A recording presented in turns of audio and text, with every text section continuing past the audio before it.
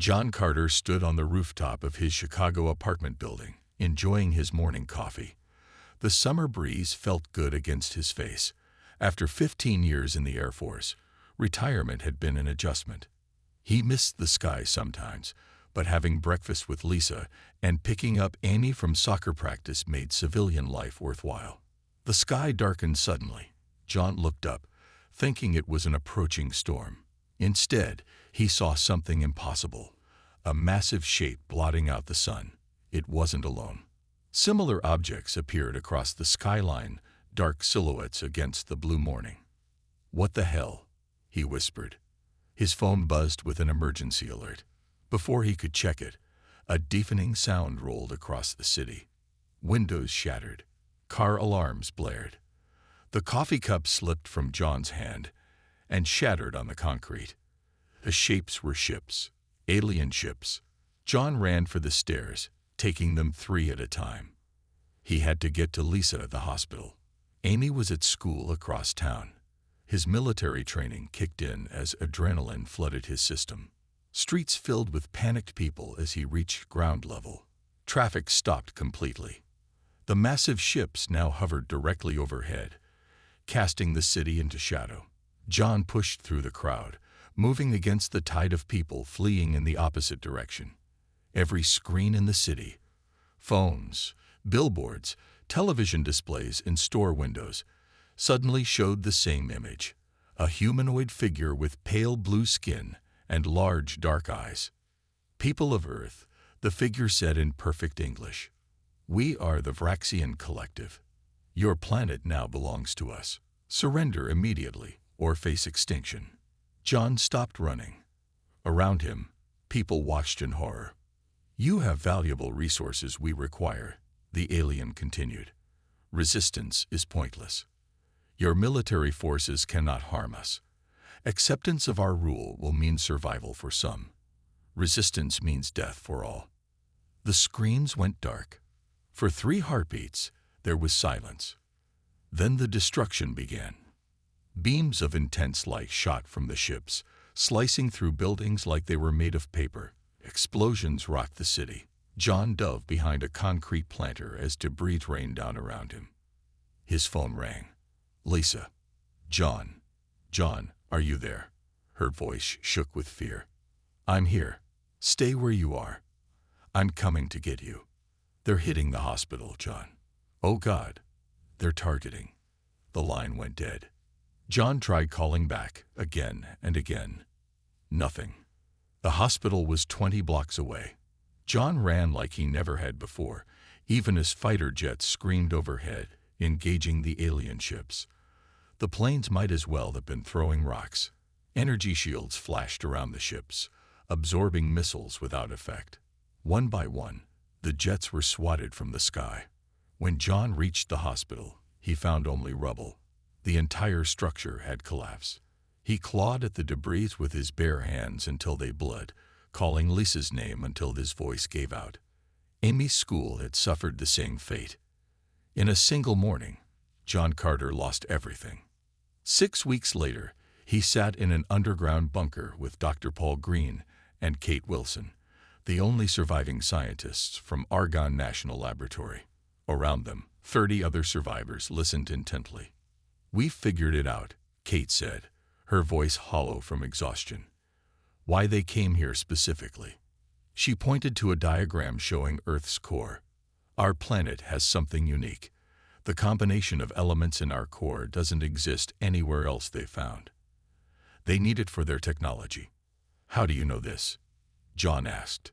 Paul held up a damaged piece of alien equipment they'd recovered. "We captured one of their scouts. Before he died, he told us enough to understand. The Vraxians are harvesting our planet's core to build weapons. Weapons that could destroy entire solar systems." "There's something else," Kate added. "They're not supposed to be here. They're part of something called the Conclave, a galactic governing body. But this attack wasn't authorized. The Vraxians are going rogue." John stood up. The past weeks had hardened him in ways he never imagined possible. "Then we make them pay," he said. "And we find this Conclave. Earth isn't just going to survive this.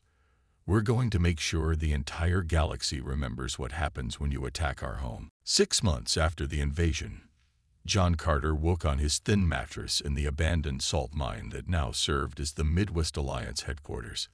The underground network stretched for miles beneath what used to be southern Wisconsin. 217 survivors called it home. John ran his hand over his beard, now flecked with gray despite being only 43. He pulled on worn boots and headed to the command center, nodding to people as he passed. They called him Major again, though his military rank meant little in this new world. The command center was a large cavern filled with salvaged equipment. Samantha Mills hunched over a workbench, her curly red hair tied back as she tinkered with a device. "Morning, Major," she said without looking up. "I think I've got something." Samantha had been an electrical engineer before the invasion. Now she was the closest thing they had to a weapons developer. "Show me," John said. She held up what looked like a modified radio. "I've been studying the communications device we pulled from that patrol we ambushed last month. The Vraxians use a frequency that interacts with certain Earth minerals in a unique way. In English, Sam." She smiled. "I can jam their comms using stuff we can mine right here. No comms means no coordination. No coordination means we might actually stand a chance in a fight." For the first time in months, John felt something like hope. The mine's entrance alert sounded. Everyone tensed. John grabbed his rifle, but relaxed when he saw it was just the scout team returning. They looked exhausted but excited. Bill Rogers, a former police officer, approached John. "Major, we found something big. A harvesting facility about 60 miles east in what used to be Detroit. They're pulling minerals from deep underground." "How many Vraxians?" "Maybe 50, plus those robot things they use." John gathered his leadership team. Samantha, Paul Green, Kate Wilson, and Laura Bennett, a civilian pilot who'd escaped Chicago during the first wave. "We've been hiding for months," John said. "It's time to hit back. We have Sam's jammer. We have 20 fighters trained and ready. This facility is far enough from their main bases that we might surprise them." "It's risky," Paul said. "If we fail, we expose our location." Kate crossed her arms. "And if we do nothing, they drain our planet dry while we hide in holes." Planning took 3 days. When the attack came, it was swift and brutal. The human fighters moved through the night, setting charges around the harvesting facility while Samantha activated her jammer. The confused Vraxians couldn't call for backup as the resistance fighters breached the perimeter. John led the main assault team. It was the first time he'd seen Vraxians up close since the initial invasion. Their blue skin gleamed under emergency lights as they scrambled to defend the facility. "For Earth," someone shouted as the humans opened fire. The battle lasted 20 minutes. When it ended, the facility was destroyed, and every Vraxian was dead. The humans lost 7 people. During the cleanup, Laura found something unexpected. A Vraxian still alive, trapped under fallen equipment. Instead of killing it, they took it prisoner. Back at the mine, Paul and Kate interrogated the alien for days. It eventually began to talk, using broken English it had learned from human broadcasts. "Not supposed to be here," it told them. "Vraxian leaders not have permission from Conclave." "What's the Conclave?" John asked. "Many species, many worlds. Rules for all. Vraxians break rules. Come to Earth without permission. Hide truth from Conclave." John exchanged looks with his team. "You're saying there's a whole galactic government out there that doesn't know what's happening to us?" The Vraxian made a gesture with its 6-fingered hand. If Conclave knew, would stop, would punish. For the first time since losing Lisa and Amy, John felt a real plan forming. Not just survival, not just resistance, but a path to actual victory. "We need to get off this planet," he said. "We need to tell this Conclave what's happening here." The wind whipped across the open field as John Carter and his small team approached the Vraxian scout ship. They had tracked it for 3 days after it landed in an isolated area of former Minnesota. The 5-person team moved silently through tall grass, their homemade jammers keeping them invisible to alien sensors. "Remember," John whispered, "we need this ship intact. Kill switches likely near the main controls." Dr. Paul Green nodded, carrying a makeshift EMP device that might disable the ship's security without damaging crucial systems. Beside him, Laura Bennett studied the ship with intense focus. The former crop duster pilot had shown remarkable aptitude for understanding alien technology. 3 guards. Kate Wilson reported through their comm system. She was positioned on a ridge with a sniper rifle. Standard patrol pattern. John gave the signal. Kate's rifle cracked 3 times in quick succession. The Vraxian guards dropped without raising an alarm. "Move now," John ordered. The team sprinted toward the sleek blue craft. Paul placed his device against the hull and activated it. The ship's external lights flickered and died. The entry ramp lowered automatically as emergency systems kicked in. 30 seconds before backup power, Paul warned. They rushed inside, weapons ready. 2 Vraxians moved to intercept them. John and Bill Rogers took them down with stun weapons Samantha had designed from captured alien technology. Laura headed straight for the control room. "I need 5 minutes," she called over her shoulder. John and Paul secured the ship while Bill checked for additional crew members. Kate joined them, sealing the entry ramp behind her. "Clear," Bill reported. "Only the pilot and co-pilot." In the control room, Laura's hands moved across unfamiliar controls with surprising confidence. "The interface responds to thought patterns," she explained. "I can feel it trying to connect." "Can you fly it?" John asked. Laura's face showed concentration. "Yes, I think so. It's teaching me as I touch it." Paul examined the ship's data systems. "According to these navigation charts, there's a space station 3 days from Earth. Neutral territory. We could find help there." John thought of the hundreds of resistance fighters depending on them. "If we leave, we might not make it back. If we stay, Earth definitely dies," Kate reminded him. The decision settled heavily on John's shoulders. He tapped his comm device.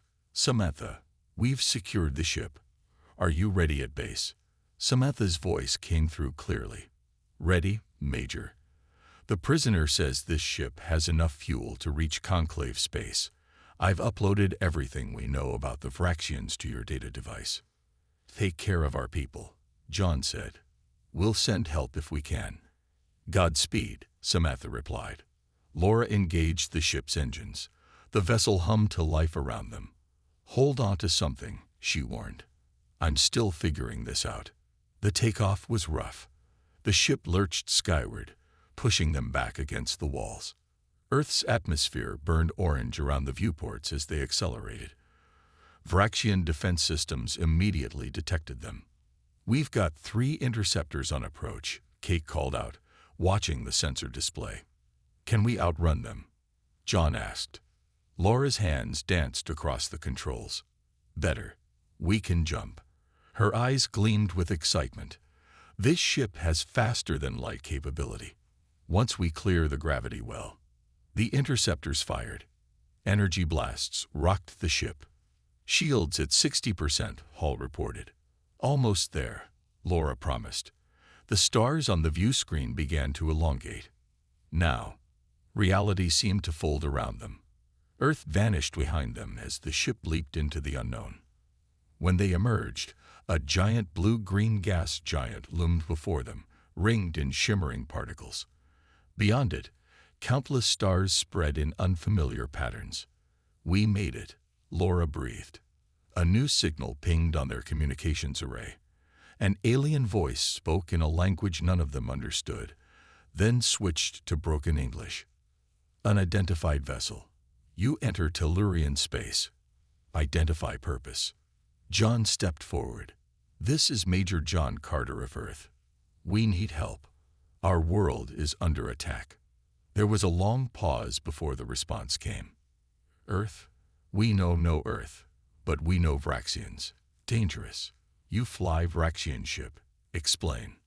"We stole it," John said simply. to find justice. The Tellurian space station hung against the darkness like a glowing blue snowflake. Inside its curved corridors, John Carter and his team followed their guide, a tall being with iridescent skin named Zol. After 3 days of questioning and verification, the Tellurians had accepted their story. The Conclave Assembly orbits the 6th planet of the Meridian system, Zol explained. It is many jumps from here. We will provide coordinates, but your journey will be dangerous. Why dangerous? Kate asked, still recording everything with a small device. Vraxians control many trade routes. They have influence. Zol's large eyes blinked slowly. And you travel in stolen Vraxian ship. Many will shoot first, ask questions later. In the station's command center, Laura studied star charts with Tellurian navigators. Her natural aptitude for flight had evolved into something more. She seemed to intuitively understand alien navigation concepts. We'll need to make at least 7 jumps, she told John when he joined her. Some through uninhabited systems, others through busy trade zones. How long? 3 weeks if we're lucky. Longer if we have to hide or take detours. Paul approached with a Tellurian scientist, both excited. John, they've confirmed what we suspected. Earth's core composition is extraordinarily rare. The minerals there can amplify energy weapons beyond anything currently existing.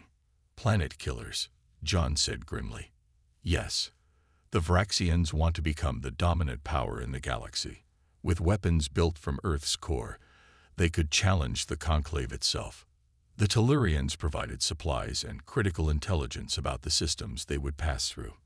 After 5 days of preparation, the human team prepared to depart. Remember, Zol warned as they boarded their ship, trust carefully.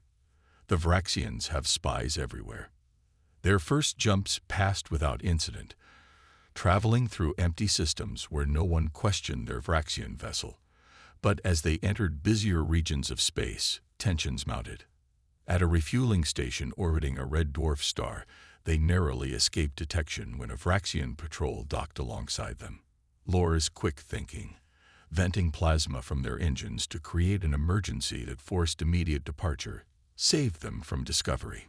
2 days later, they encountered their first real trouble. Their ship dropped out of jump into the middle of a space battle. Massive vessels fired upon each other while smaller fighters darted between them. Get us out of here, John ordered. I can't jump this close to those gravity wells, Laura said, hands flying over controls. We need to reach the edge of the system. A nearby explosion rocked their ship. Warning lights flashed across the control panels. We're being targeted, Kate called out. A massive warship turned toward them, weapons charging. On their communication array, a stern voice demanded identification in multiple languages. We're caught, Paul said. John made a quick decision. Send them the Tellurian verification codes. It's our only chance. The message went out.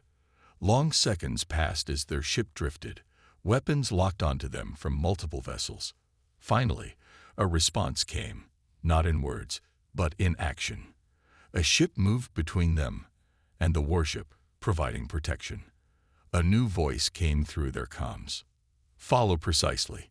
Any deviation will be considered hostile. They were escorted to a massive space station hidden within an asteroid field. Armed guards met them at the docking bay.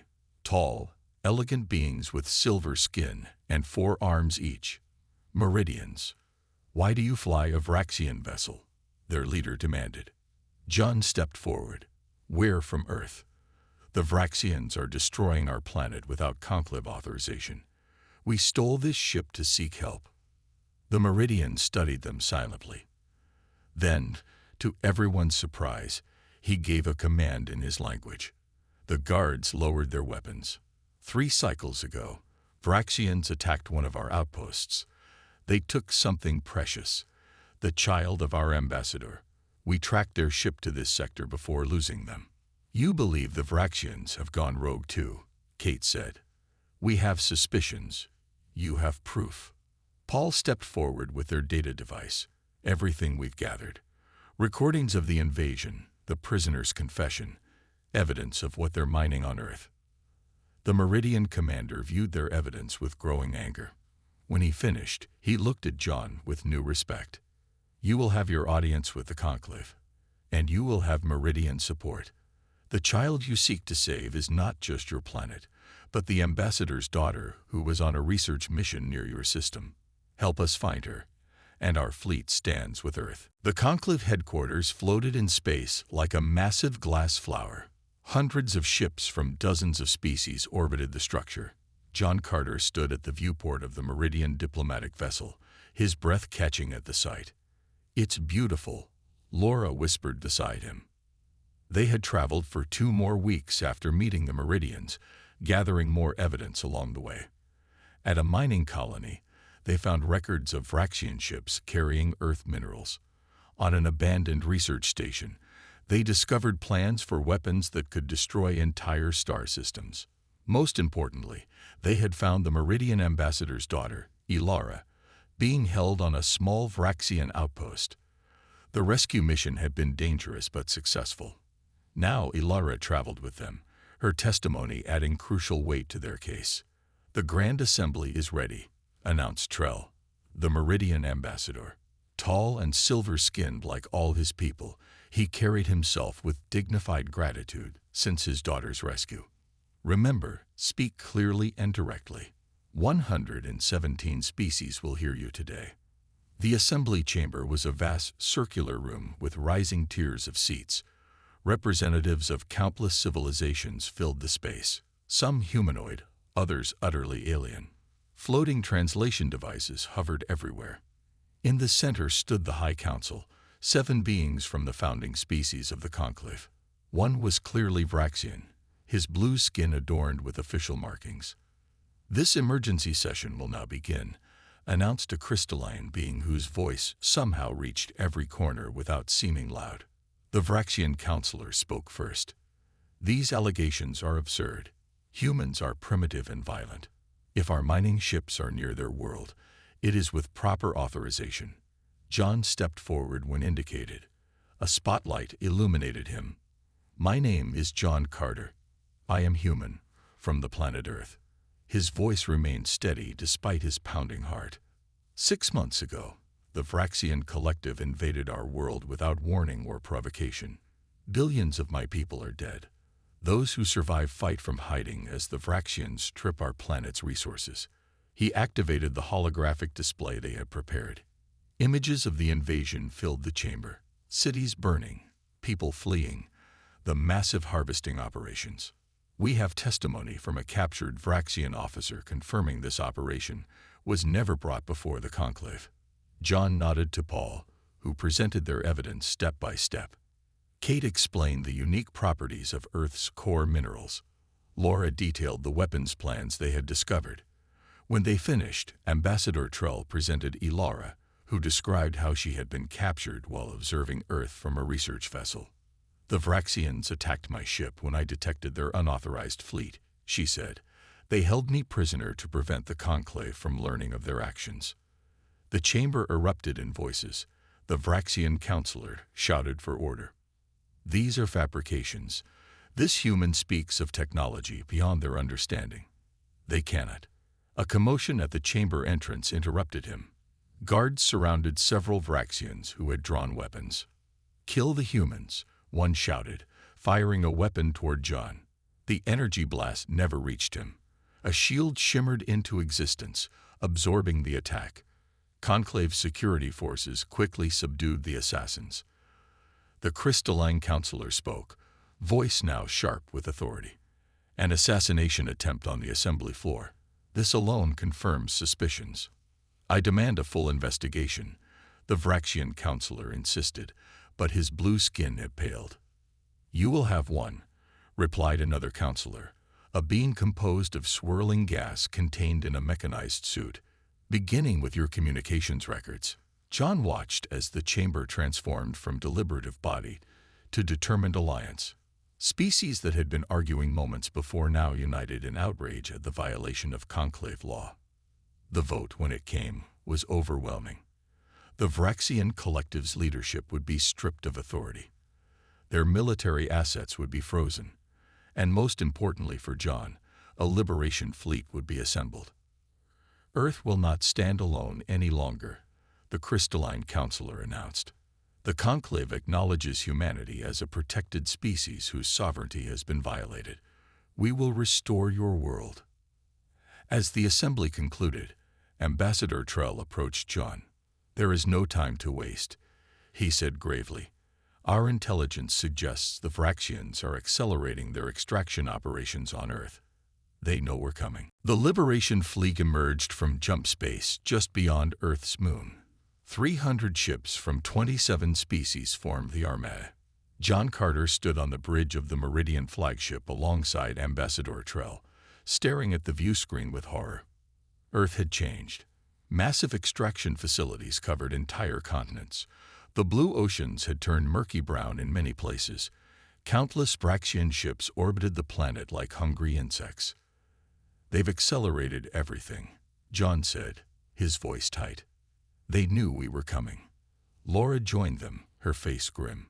Sensors show they've reached the outer mantle in multiple locations. They're rushing to get as much material as possible before we can stop them. The Vraxian fleet is moving to intercept, reported a Meridian officer. 200 vessels, heavy armaments. Ambassador Trell straightened. Signal all ships. Begin the engagement. Space between Earth and Moon erupted in combat. Energy weapons lanced between vessels. Fighter craft swarmed like angry insects. The Liberation Fleet had superior numbers and technology, but the Vraxians fought with desperate fury. We need to reach the surface, John told Kate and Paul. Connect with the Resistance and coordinate ground attacks on the extraction sites. Ambassador Trell nodded. I've assigned our fastest assault craft for your use. We will clear a path.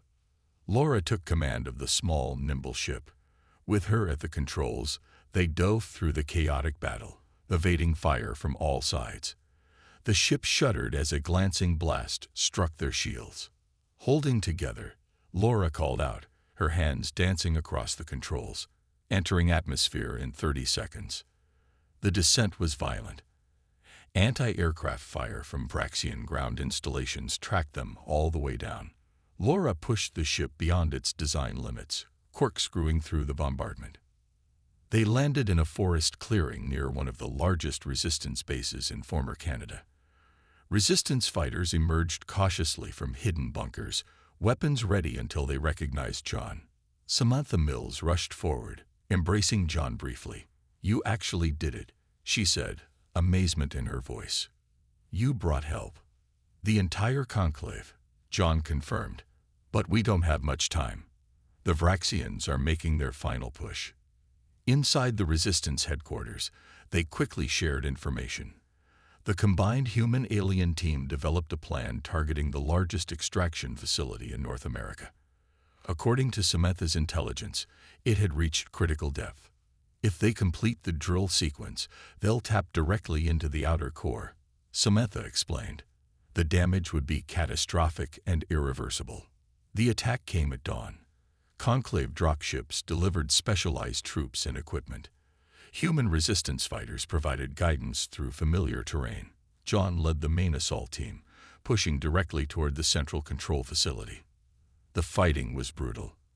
Vraxians had fortified their positions, knowing what was at stake.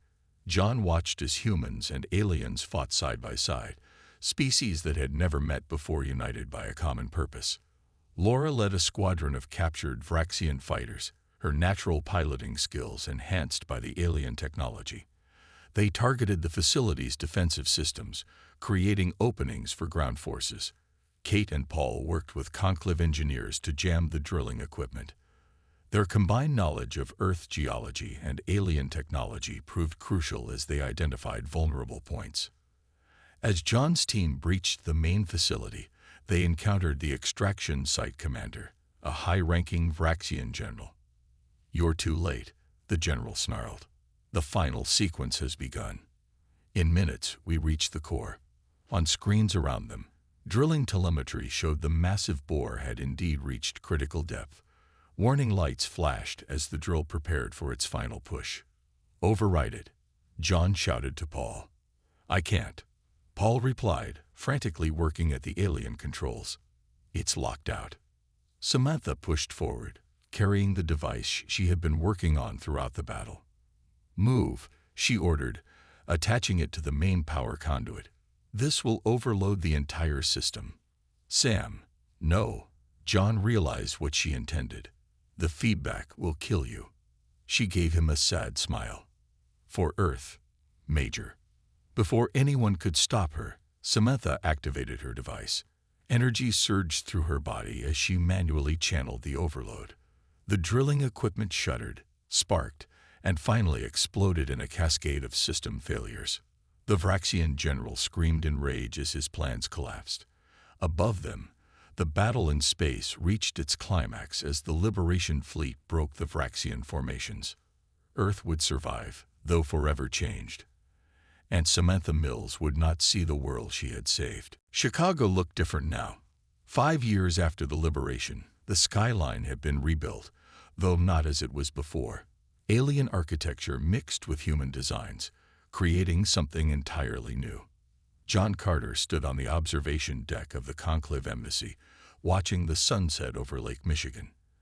At 53, his hair had gone completely gray, but he stood straight in his ambassador's uniform, the blue and silver colors marking Earth's membership in the galactic community. "Ambassador Carter." A young voice called from behind him. "The Meridian delegation has arrived." John turned to see Alex Martinez, his newest aide. The young man had been only 16 during the invasion, fighting in the South American resistance. Now he served as part of Earth's diplomatic corps. "Thank you, Alex. I'll be right there." John took a moment longer at the window. Chicago had been rebuilt directly over the ruins of the old city. They had considered moving the capital elsewhere, but John had insisted that humanity would reclaim what was taken, not abandon it. The Memorial Plaza was visible from his vantage point, a circular garden with a central monument listing the names of billions lost. Samantha Mills' name held a place of honor, her sacrifice commemorated in dozens of languages, both human and alien. The reconstruction had moved faster than anyone expected. Conclave technology helped heal much of the environmental damage. The strange minerals extracted from Earth's core, now carefully and sustainably mined with Conclave oversight, had proven valuable for peaceful technologies as well as weapons. Earth had become an important trading partner in the galactic economy. John made his way to the conference room, where Ambassador Trell waited with his entourage. The Meridian's silver skin had dulled slightly with age, but his bearing remained dignified. "John Carter," Trell greeted him warmly. "Earth continues to flourish. Your people's resilience remains remarkable." "We had help," John acknowledged. "Without the Conclave, we wouldn't have survived." They discussed trade agreements and cultural exchanges, the normal business of diplomacy.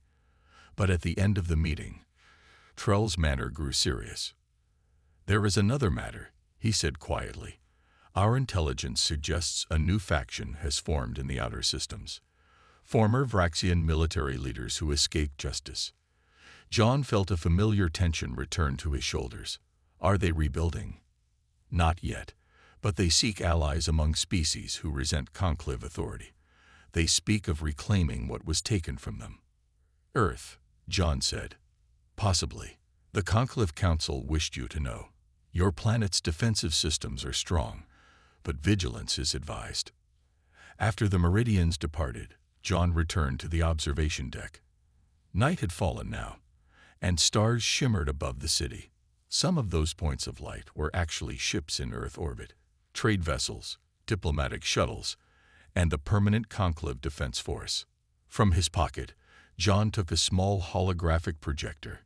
He activated it, and the images of Lisa and Amy appeared, smiling as they had been that last morning before the invasion. He kept them with him always, through the war, the liberation, and the rebuilding. "Ambassador."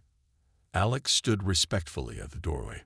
"Sorry to interrupt, but there's a situation developing that requires your attention." "What is it?" John asked, putting away the hologram. A Vraxian diplomatic vessel is requesting permission to enter Earth space. They claim to represent a new government seeking reconciliation. John's expression hardened. After everything they did to our world. They say they overthrew the old military leadership. They want peace. John thought of Samantha, of Lisa and Amy, of billions lost. He thought of Earth's core, permanently altered by Vraxian greed. He thought of the new faction Trell had warned about. No direct landing, John decided. They can dock at the orbital station for preliminary talks. Double the security and inform the Conclave representatives. Yes, sir. As Alex left, John looked back at the stars. Earth had earned its place among them at terrible cost. Whatever came next, peace or another conflict, humanity would face it as part of something larger than themselves. They were no longer alone, no longer defenseless. The Vraxians had attacked Earth, never expecting that their actions would reshape the galaxy. They had paid a steep price for that mistake, and if this new faction was planning something, they would learn the same hard lesson their predecessors had. Earth might be wounded, but it was now part of something much greater, and it would never be an easy target again.